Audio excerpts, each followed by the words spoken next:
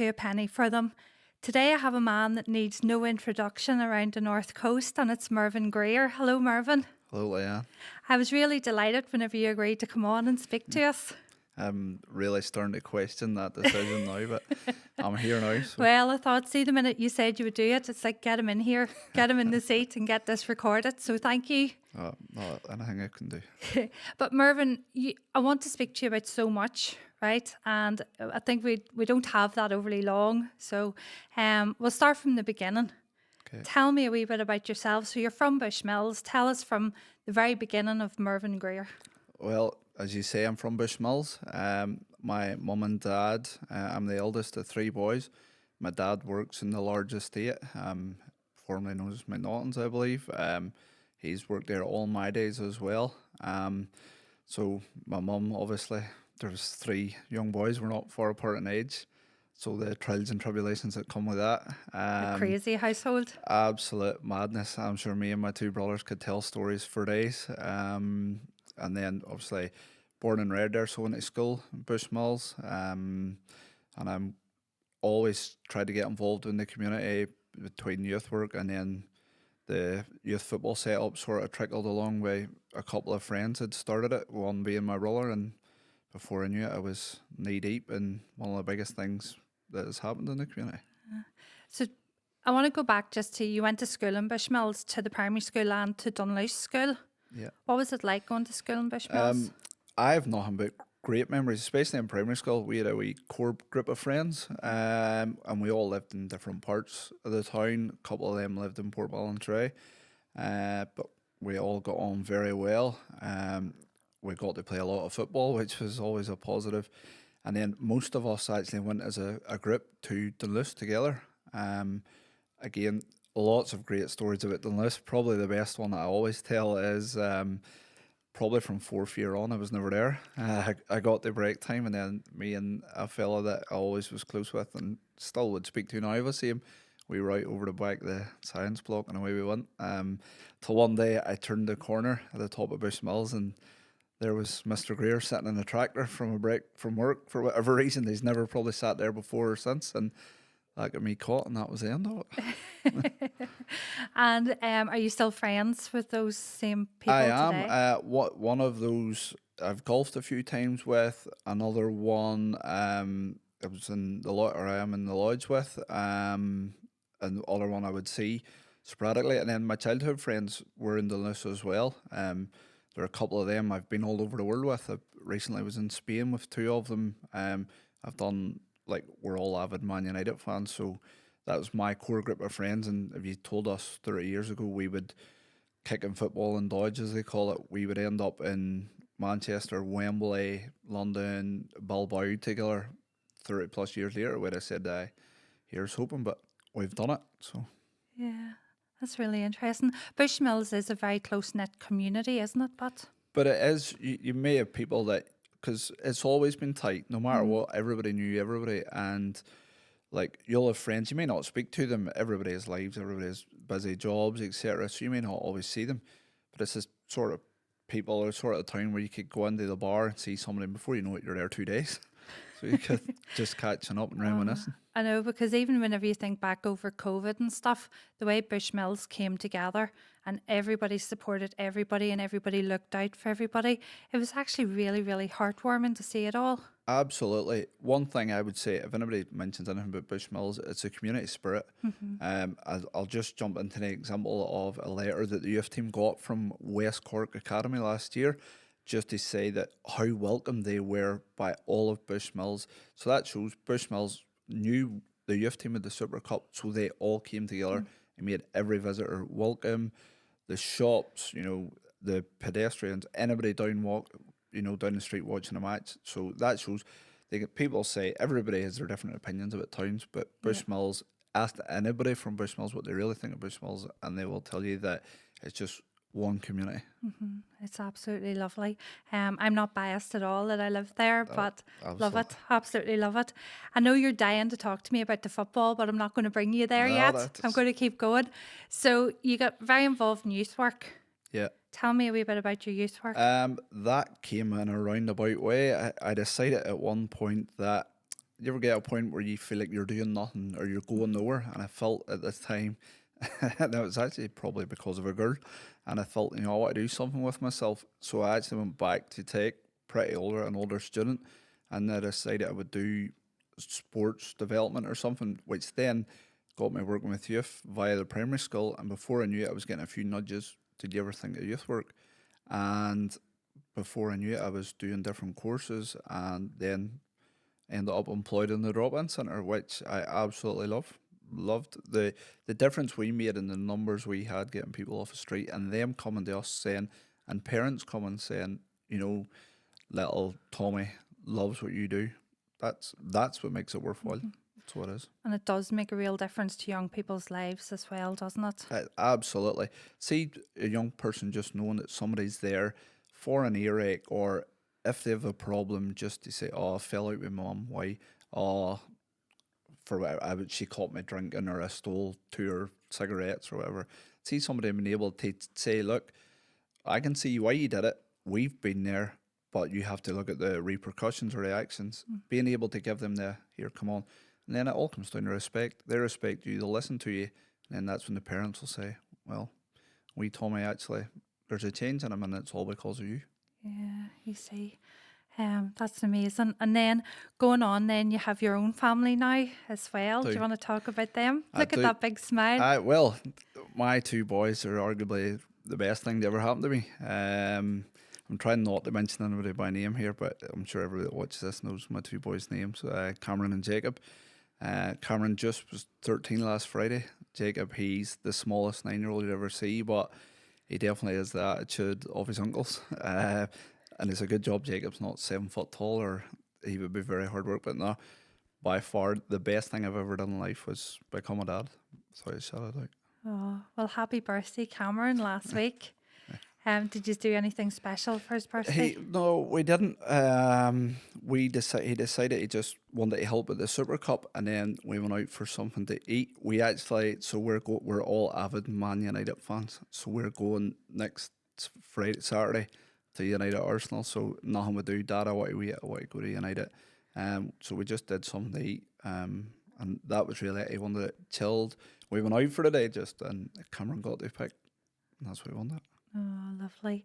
And then you co-parent, don't you? I do. So Cameron and Jacob, their mum and myself, I think we were a relationship 14 years or something. But due to various reasons, that's no longer, we no longer are partners. We both have moved on. But I believe co-parenting when done right is probably it is fantastic because you hear so many stories of people who can't co-parent for either one reason or another. Maybe somebody's ego, or one of the parents don't like somebody's new partner. But at the end of the day, ultimately, there's only one person that suffers, and that's the child. And it shouldn't be like that. Thank you. And then I'm going to move on now to your passion. So tell me a little bit about where the idea came from to set up a football team for the youths, how you went about it, who all's involved, and what the team's called. So the youth set up in Bushmills is called Bushmills United Youths. My brother and a good friend of his, about 8 years ago now, they saw young kids were kicking about playing ball, and they decided there's something here, there's talent, there's enough young people, what could we do? So I saw them one day, and I think I'd sort of helped them a wee bit, just coach-wise, due to playing a wee bit myself. And then they were like, "We want to take this further." And there's a long-running joke that I'm the only one can spell. So that is why they wanted me sort of involved. It started off with one squad, and I think now we're up to like 140 kids, which is phenomenal for a wee town like ours. And in all our time with our club, we've had kids come from as far as Macará, Corey, and Portrush, Portstewart, and that's where their other clubs are at. But if they feel they come to us because of how our club is run, then that just shows the great job that everyone, committee, coaches, and the players and parents are doing. So it's phenomenal how we've grew. And tell me a wee bit, so how often do you meet? Is it once a week? or So what? various squads train different times depending on level. So some of our higher level squads, like of our 2015s, 2016s, they would train twice a week. Due to the level of competitiveness they have in their leagues. Some of our more development squads are possibly only once a week. Then we also have a senior squad as well, and I think they train twice a week. The seniors sort of tend to look after themselves more so. Although every age group of our squad, at least one coach is in our committee, so that there's an open view. Everybody is transparent. We know what's happening. Like the youngest squad don't know what the eldest are doing, and vice versa. So that's how we tend to keep everyone on the same page. It's not easy at times. Yeah. Youth football is definitely not easy. And generally that's because of parents, to be fair. You never really have a bother with a child. It's usually the parents, but we all love what we do, or we wouldn't give up our time to do it. It sounds really intensive, to be honest with you. See, to be honest, with the role I do, so I'm like the club secretary, club admin. So at times my role is nearly a full-time job. I know we spoke earlier about co-parenting, but when you have two full jobs, it probably has an effect, and that's how you end up then having to co-parent, because you leave one person living a single life. So it's prioritizing. I was always terrible at giving other people jobs, delegating, for no fault other than, oh, if I want it done right, I'll do it myself. So I have learned now over time, I have to share the burden. I have to share the workload, because it left me not well as well at the time, because I was trying to do so much. And I made a promise to the boys, like I would never do that again. Yeah. So it's bite the bullet and trust somebody else with it, which I had to do. And does it work?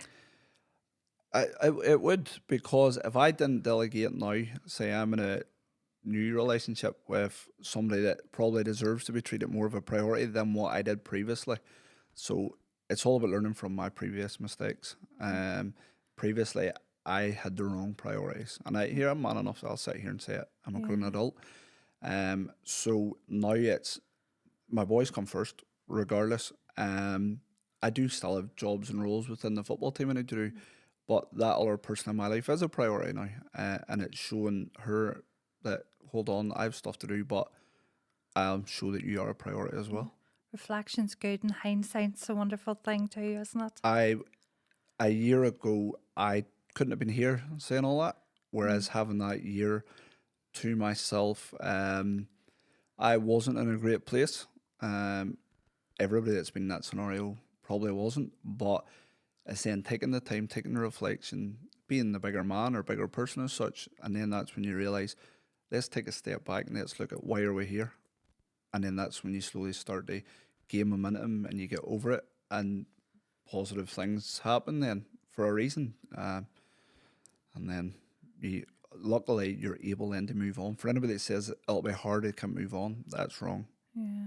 With the right mindset, you can move on from anything. Yeah.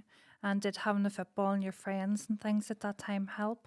Absolutely. I had a few friends. I say I'm not going to name anybody by name, but they know, all for different. Even my family. My family were a big, like. Don't get me wrong. If I was to ring any of my brothers, my father and I, and say I need you, they'd be there. They would break every law to get here. But we all love each other in different ways. My youngest just said one day, we go for a pint. That was it. And my middle brother then would have just said, I can even hear it in his voice, hey boy, you all right? Nothing stupid. That's it. And that's his way of saying, don't think I've forgot. I have a couple of friends. I have one guy, and he rang me every night about golf, about darts, about anything. And he rang me every single night just to make small talk, nearly just to check in. And I sort of felt bad, because not that we grew apart, but lives get busy. And then it was only a couple of weeks ago, me and him got out for a game of golf, and I nearly was apologetic because of how close and how great he was. I have another guy, one of the guys that I've been away with, he calls me Greer the whole time. I never get my first name, it's Greer. He met me one day, just walking up the street, put an arm around me, says, Greer, I didn't know what to say, but what I'll say is, you ever need a walk, a pint, whatever, you come through me.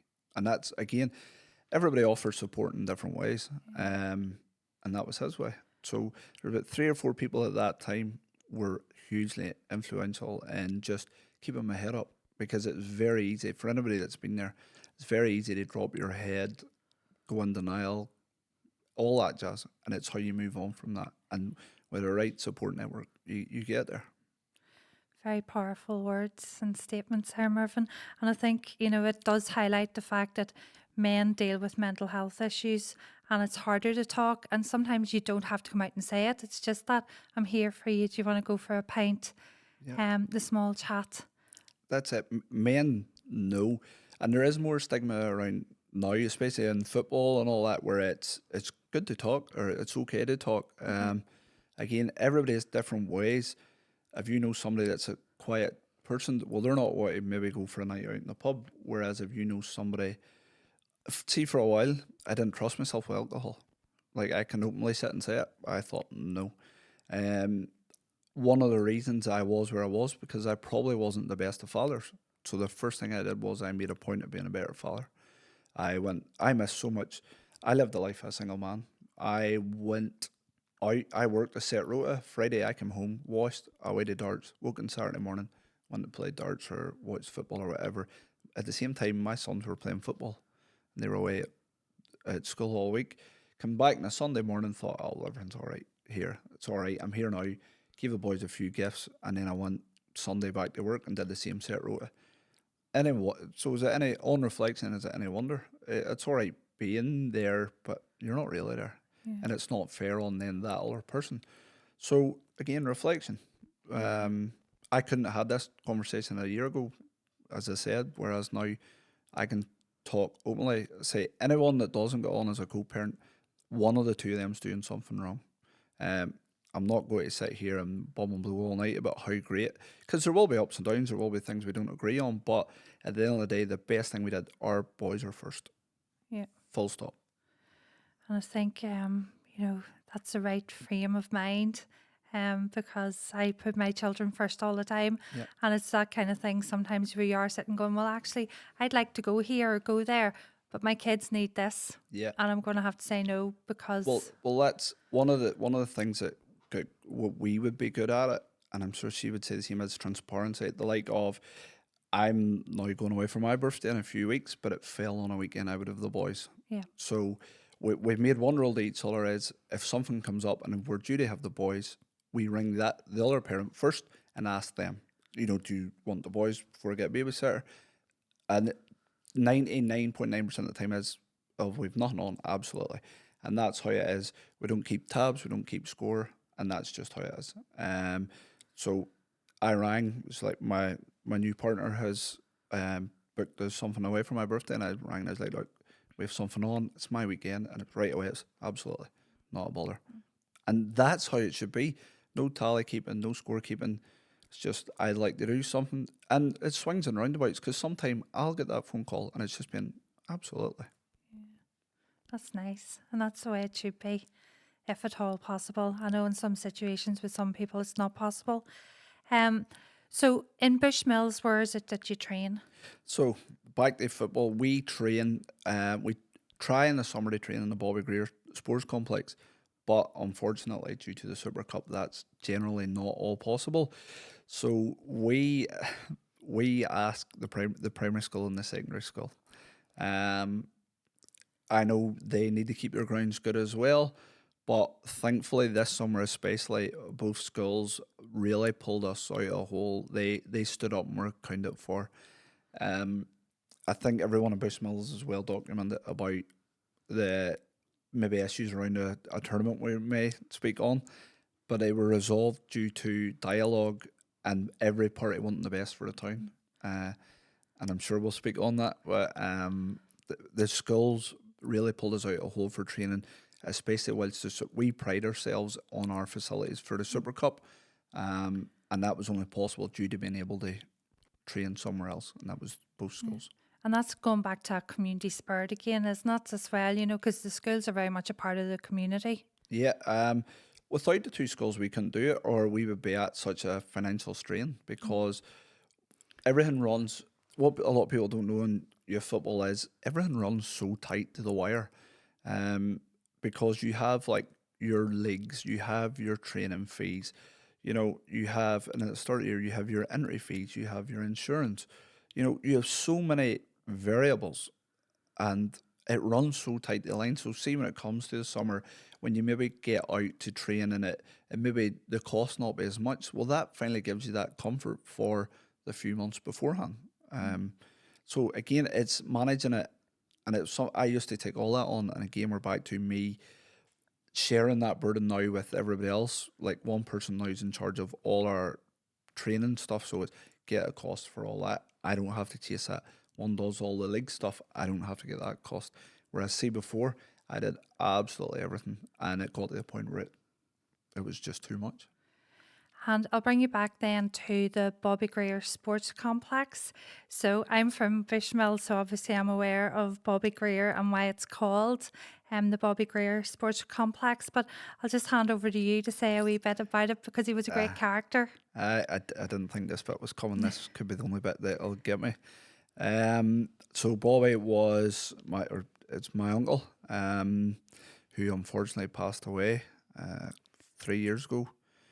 The sports complex, Bobby was a great advocate for Bushmills United Youths, Bushmills United, and I'm sure the manager, who actually sent me a message before we came on here as well, he would have went everywhere for all I know him. Everybody in every family has that one relation where I'm Leanne's my girl, or like Mervyn's my boy.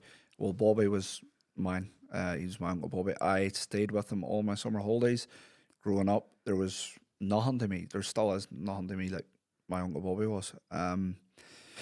And just, it was very fitting then once he passed away, unfortunately, that people started to get the wheels in motion. I don't want to name who it was in case I get the wrong person, because I know there was quite a few people quite quickly advocated for the renaming of it used to be, well, we called it Dodge Pitch, but the Dunder Ave playing fields, and quite quickly, and I think unanimously in the council, they agreed that it should be the Bobby Greer Sports Complex, which I know to my uncles and all, it's a very, very poignant thing. And the first day of the Super Cup at the Bobby Greer, when me and my brother, my son, even Bobby's first tournament at it, when it was first named the Bobby Greer, I was running the tournament. My brother was chairman of the club, and my eldest son was playing.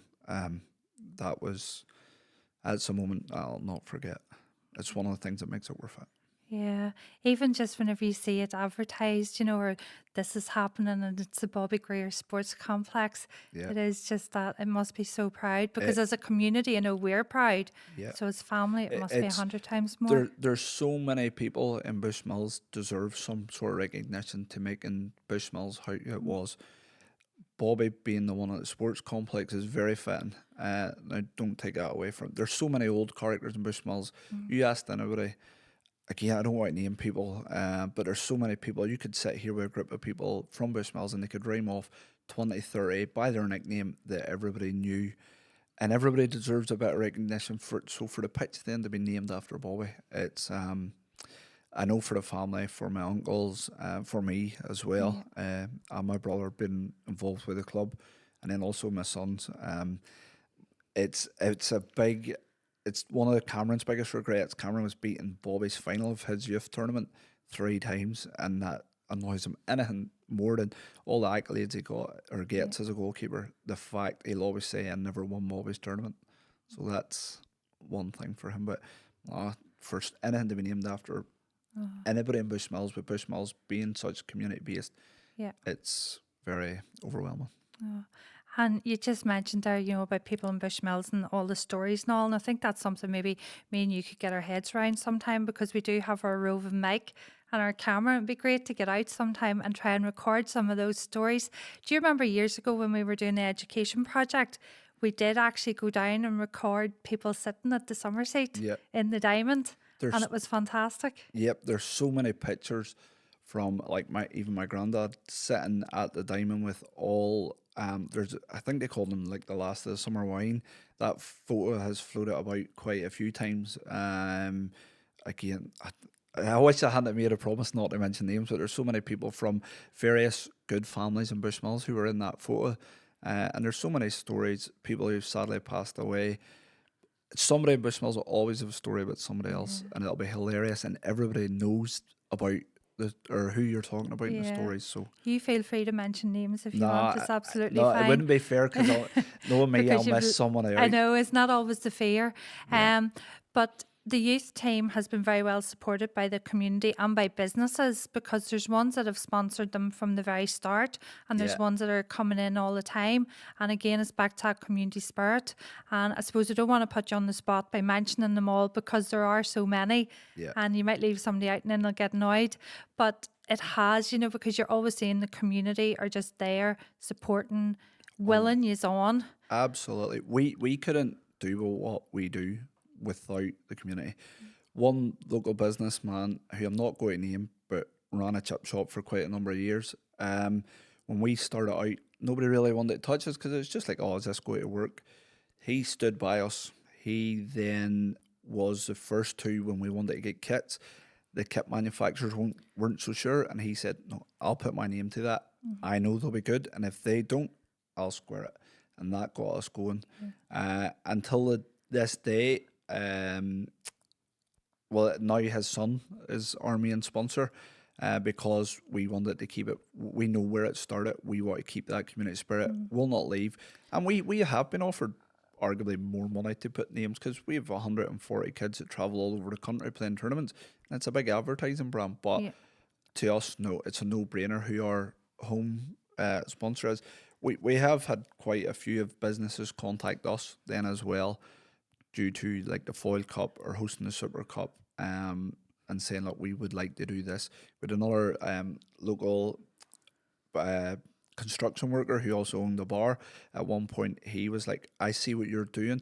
And someone he said, I'll always remember, he said, what you are doing for the community now is great, but what it's doing for the community in 10 years is even better, because all them young players you have now, how you treat them and how you have them acting and the respect they're gathering for coaches, wait to see when they grow into young men, because they'll remember that.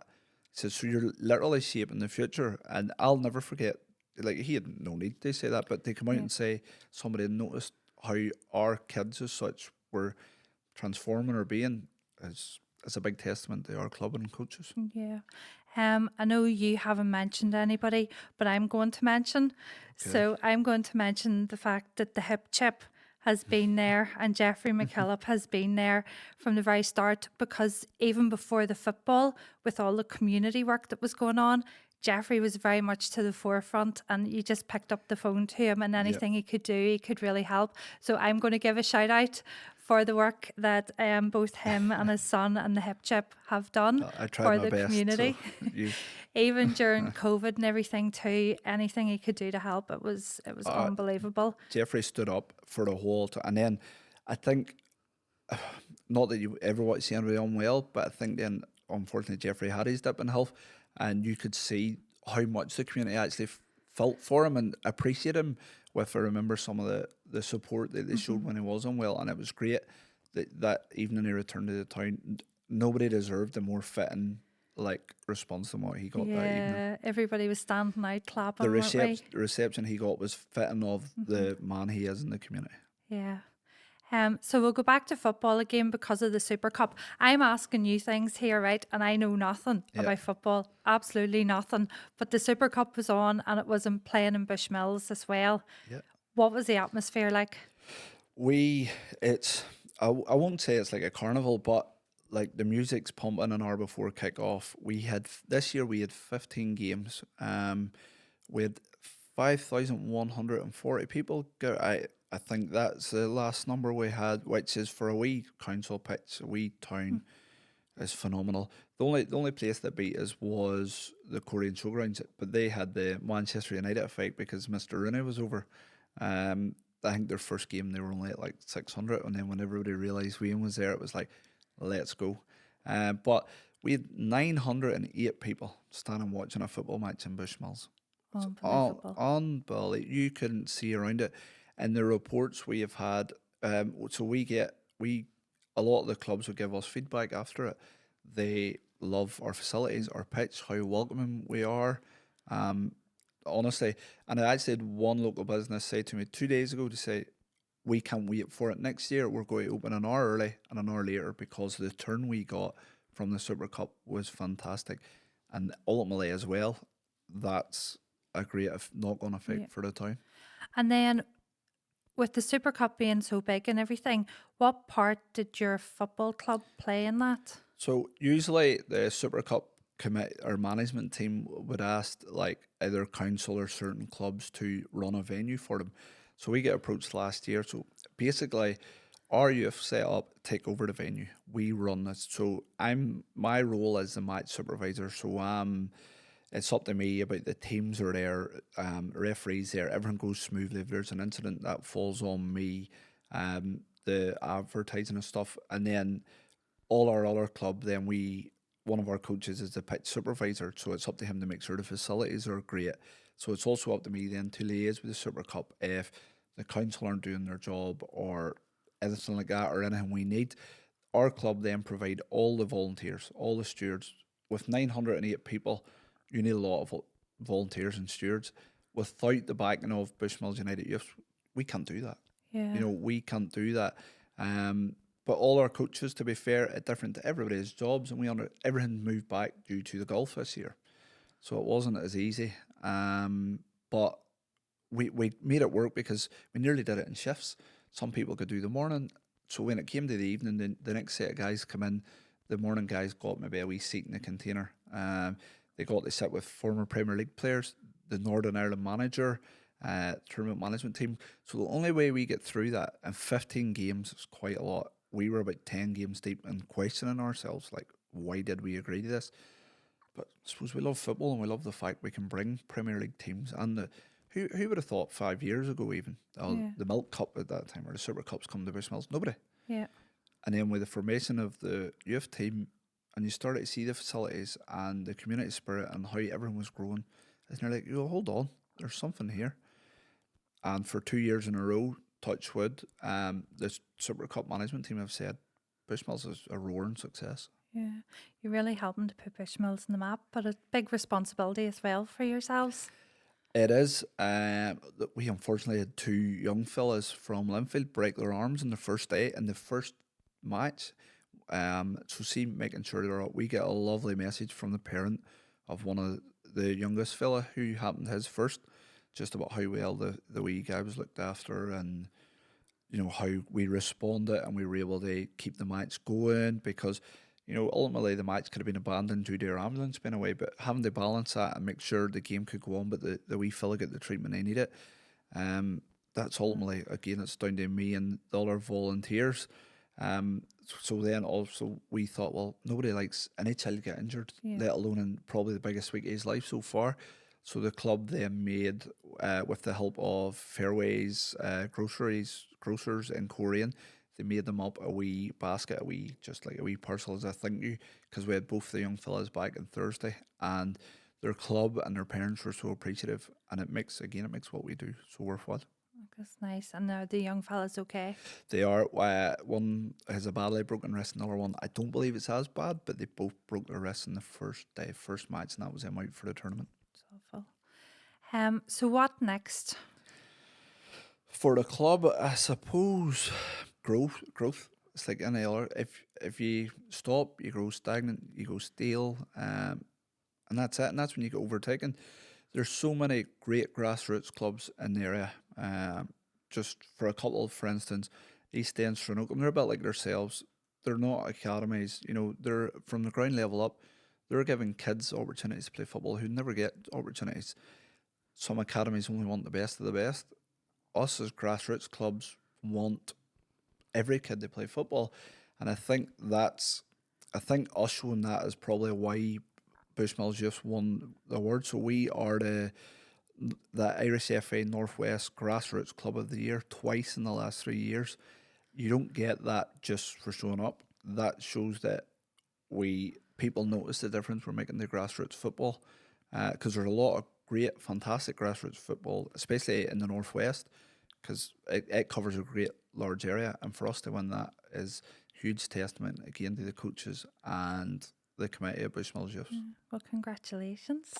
Here's hoping for a third, but who knows? So for any young person that wants to join the club, Are there any joining dates, or do they just turn up? If for anybody that likes to join Bushmills, if they'd like to give just the Facebook page a message or speak to any coach or parent of a player, it then comes through to their head coach each age group. Our Facebook page has all the contact numbers.